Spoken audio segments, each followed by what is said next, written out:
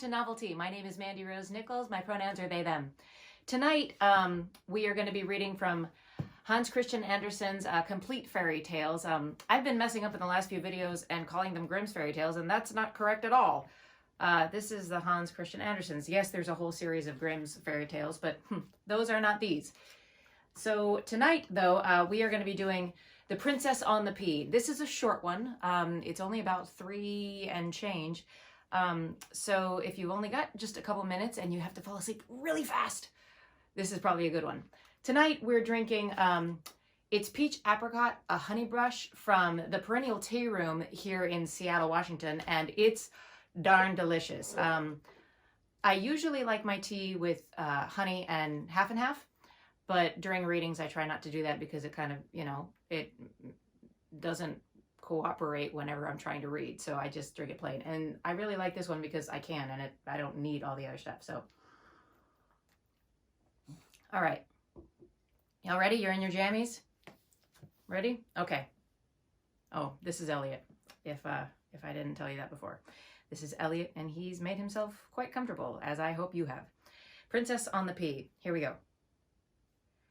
There once was a prince who wanted to marry a princess.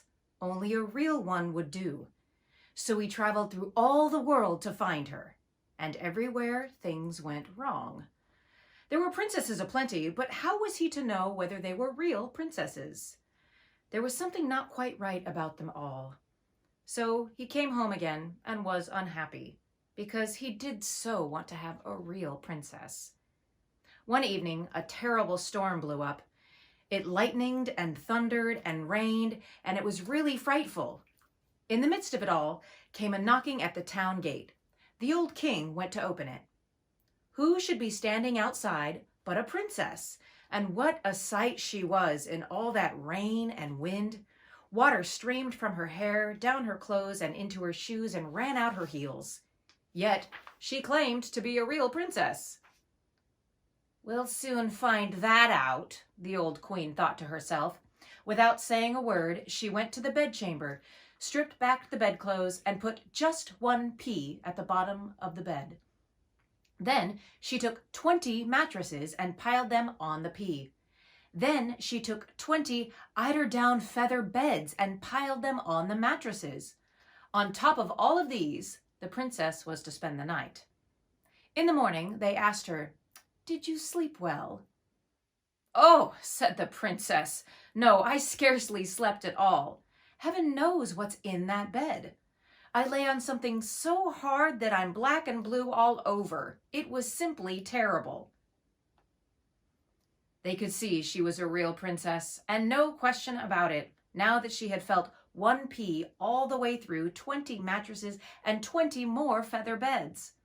Nobody but a princess could be so delicate. So the prince made haste to marry her, because he knew he had found a real princess. As for the pea, they put it in a museum. It's still there to be seen, unless somebody has taken it. There, that's a true story. Well, I don't know about that, Hans, but it's certainly an interesting story, and one that how many narratives have been based on in our lives, yeah? Don't believe everything you read, children.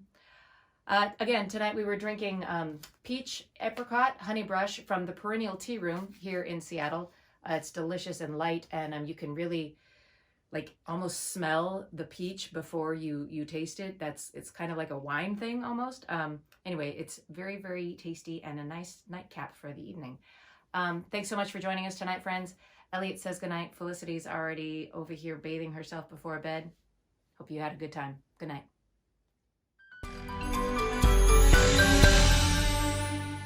You can come up, bud. Just right there, though. I got her. You're gonna snuggle in my lap? Okay. You can come over here too, Felicity. You gonna lay down? You gotta lay down, though. You gonna lay down?